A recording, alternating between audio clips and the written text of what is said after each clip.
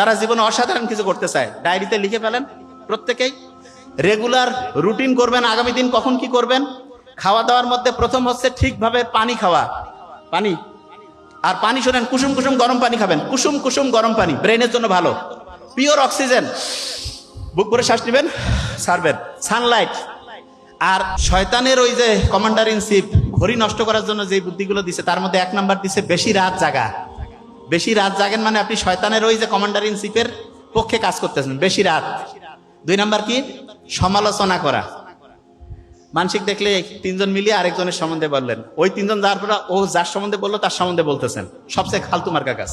3 number কি? অন্যের প্রতি ঘৃণা। 4 নাম্বার কি?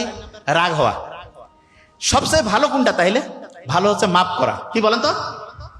আচ্ছা, তা আমি একদিন বলতেছিলাম ভাই মাফ করে দেওয়া লাগবে, তা বলছে স্যার আমার তো কারোর সাথে কোনো জ্ঞানজাম নাই, কাক মাফ করবো? শুনেন, প্রথম মাফ করতে হবে আপনার নিজেকে। কিভাবে?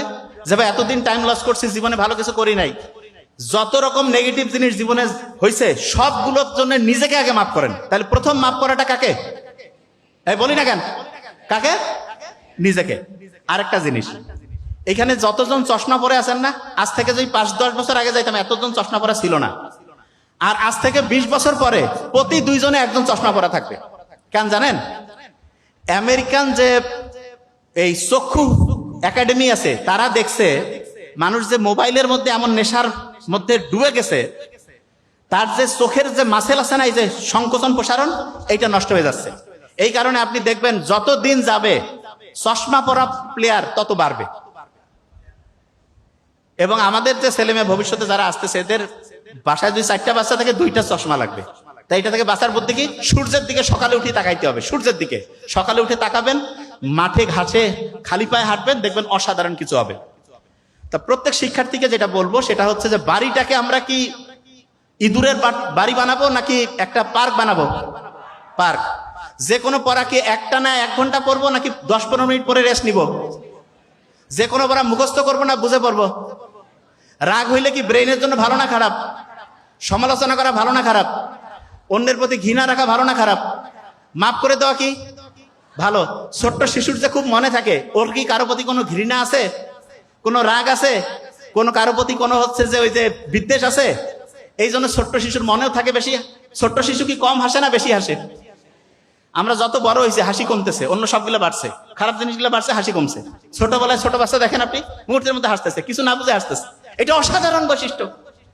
মুহাম্মদ সাল্লাল্লাহু আলাইহি ওয়াসাল্লাম বলতে হাসি মুখে কথা বলা সদকা দেওয়ার সমান সওয়াব। আর বিজ্ঞানীরা দেখতেছে যে হেসে কথা বললে 500টা ভালো কেমিক্যাল রিলিজ হয়, অ্যাংজাইটি কমে, ডিপ্রেশন কমে, মনটা চাঙ্গা হয়ে যায়। তাহলে প্রত্যেক স্টুডেন্টকে বলবো যারা জীবনে অসাধারণ কিছু করতে চায় ডায়েরিতে লিখে ফেলেন প্রত্যেকেই। রেগুলার রুটিন করবেন, আগামী দিন কখন কি করবেন। খাওয়া দাওয়ার মধ্যে প্রথম হচ্ছে ঠিকভাবে পানি খাওয়া, পানি। আর পানি শোনেন, কুসুম কুসুম গরম পানি খাবেন, কুসুম কুসুম গরম পানি ব্রেনের জন্য ভালো।